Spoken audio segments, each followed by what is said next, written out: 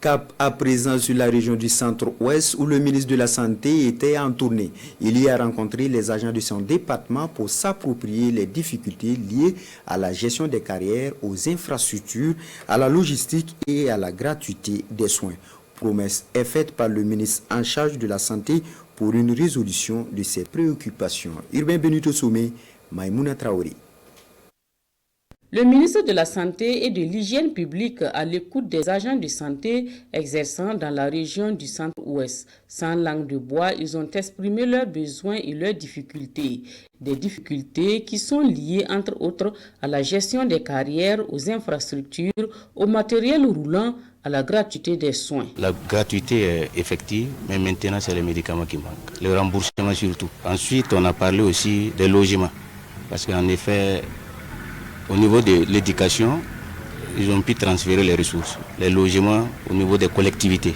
Mais au niveau de la santé jusqu'à présent, on a une note, mais le décret d'application fait défaut. On a parlé de l'examen professionnel de certains corps qui a été effectué depuis 2022 et qui, depuis lors, il n'y a pas eu de suite à donner. Et il y a aussi la difficulté liée à l'insuffisance même des ressources humaines. Ceux-ci ont bénéficié d'une oreille attentive et leurs préoccupations notées en vue de trouver des solutions. Nous sommes tout à fait d'accord avec eux qu'il y a des problèmes, mais je dois quand même dire qu'il y a des résultats assez francs qui ont été enregistrés, mais nous continuons à travailler pour combler les gaps à ce niveau.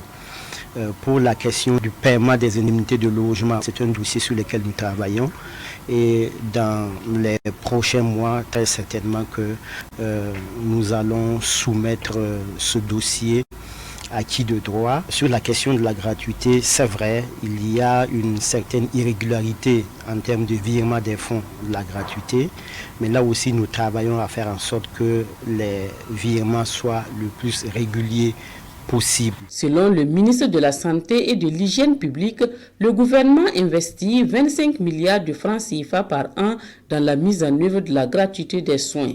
Des discussions avec les différentes parties prenantes sont engagées en vue de trouver des mécanismes pour plus d'efficience et d'efficacité. La dispensation individuelle nominative au lit du patient en est un.